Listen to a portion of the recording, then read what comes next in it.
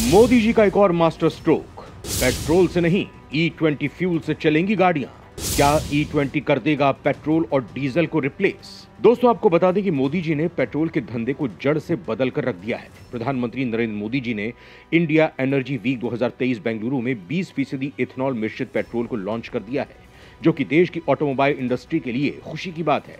अगर आप सोच रहे हैं कि आखिर ये E20 फ्यूल है क्या, तो देखिए, E20 या इथेनॉल 20 एक तरह का रिफाइंड और मिक्स फ्यूल है। इसमें 20% इथेनॉल होगा, जबकि 80% पेट्रोल, यानी कि इसे पेट्रोल और इथेनॉल को मिलाकर बनाया जाता है।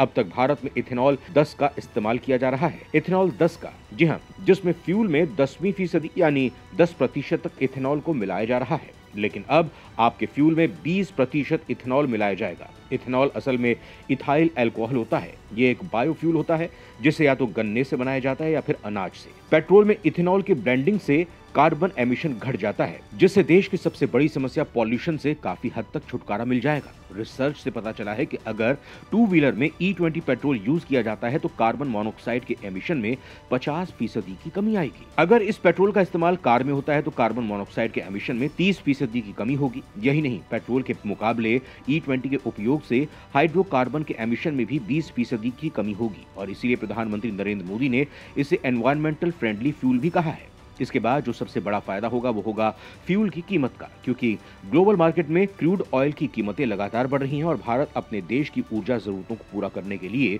भारी मात्रा में क्रूड ऑयल दूसरे देशों से खरीदता है और उसमें से पेट्रोल डीजल को एक्स्ट्रा करके इस्तेमाल के लायक बनाता है, जिसकी वजह से देश में पेट्रोल और डीजल की कीमत आसमान छू रही है। भारत अपनी जरूरत का 85% कच्चा तेल या क्रूड इंपोर्ट करता है।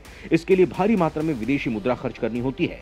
पिछले वित्त वर्ष की ही बात करें तो उस साल देश का क्रूड इंपोर्ट बिल लगभग 119 अरब डॉलर पहुंच गया था। अब सरकार इस खर्च को कम करना चाहती है, इसीलिए सरकार इथेनॉल मिक्स फ्यूल को बढ़ावा दे रही है। इसकी वजह से साल 2013-14 से लेकर अभी तक इथेनॉल का उत्पादन 6 गुना तक बढ़ गया है, जिसमें लगभग 54,000 करोड़ रुपए की विदेशी मुद्रा बची है। और अब जब पूरे भारत में E20 फ्यूल इस्तेमाल होगा तो जाहिर सी बात है कि देश के विदेशी मुद्रा भंडार में बड़ा इजाफा देखने को मिलेगा। इसका सीधा असर पड़ेगा फ्यूल की कीमत पर। जब फ्यूल की कीमत कम होगी तो हमारी जेब पर हर माह पड़ने वाला भारी फ्यूल का खर्च भी कम होगा। कुल मिलाकर E20 फ्यूल से सरकार के साथ साथ आम जनता को भी फायदा मिलेगा। सबसे बड़ी बात यह है कि इथेनॉल को हम अपने देश में ही निर्मित कर सकते हैं, तो हमारे फ्यूल के दूसरे देशों पर निर्भरता भी कम होगी।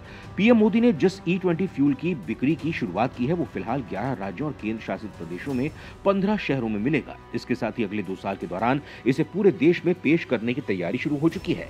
इस समय देश में इथेनॉल बनाने वाली कंपनियों की कोई कमी नहीं है, क्योंकि देश में कई शुगर मिल्स हैं जो पहले से ही इथेनॉल का प्रोडक्शन कर रही हैं। इसीलिए सरकार को उम्मीद है कि इस प्रोजेक्ट को पूरा करने के लिए इथेनॉल की कोई कमी नहीं पड़ेगी, बल्कि इसका फायदा किसानों और शुगर मिल को मिलेगा। दोस्तों, अब आप सोच रहे होंगे कि आखिर हमारे इतने बड़े देश के लिए कितनी इथेनॉल की आवश्यकता पड़ेगी, तो देखिए, ये पूरी तरह से सरकार की नीतियों पर निर्भर करता है, क्योंकि अभी हमारे देश में लगभग 22 करोड़ 2 और 3 व्हीलर व्हीकल्स हैं और 3.6 करोड़ 4 व्हीलर व्हीकल्स हैं।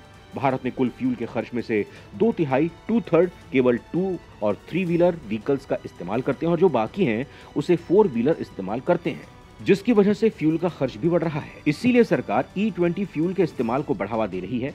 अब यहाँ एक और इम्पोर्टेंट फैक्ट है, क्या आज हमारे देश की सड़कों पर जितनी गाड़ियां हैं उन सभी में E20 फ्यूल नहीं डाला जा सकता?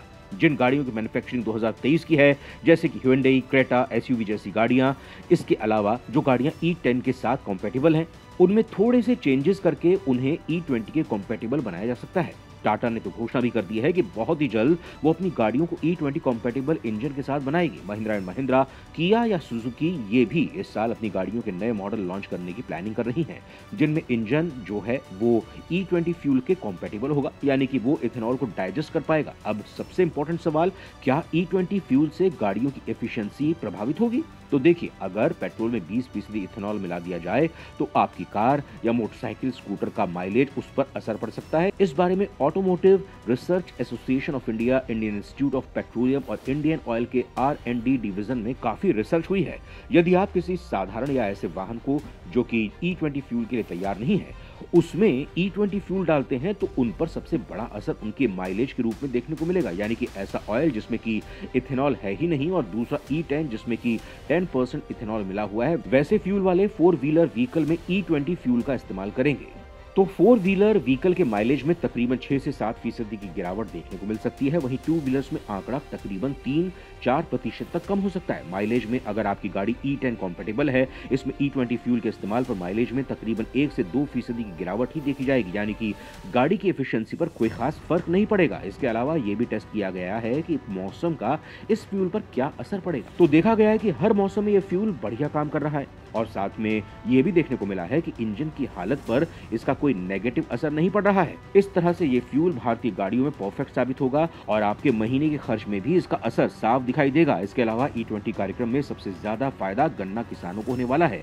इससे उनकी आय कई गुना बढ़ जाएगी। पिछले 8 सालों के आंकड़ों पर ध्यान दें तो हजारों करोड़ रुपए का मुनाफा मिला है किसानों को और देश की विदेशी मुद्रा खर्च में 53,894 करोड़ की बचत हुई है। अगर हम ये बात करें कि अभी देश में कितने इथेनॉल का उत्पादन हो रहा है, तो आज के समय में देश में इथेनॉल की उत्पादन क्षमता लगभग 1037 करोड़ लीटर है। इसमें 700 करोड़ लीटर गन्ना आधारित और 337 करोड़ लीटर अनाज आधारित उत्पादन शामिल है। ऐसा प्रदेश में इथेनॉल उत्पादन को बढ़ाने की लगातार कोशिश की जा रही है। दोस्तों, आपको क्या लगता है कि क्या E20 हमारे देश में सक्सेसफुल हो पाएगा? क्या इससे सच में देश को प्रदूषण की समस्या से छुटकारा मिल जाएगा? अपने विचार हमें कमेंट में जरूर लिखें। धन्यवाद।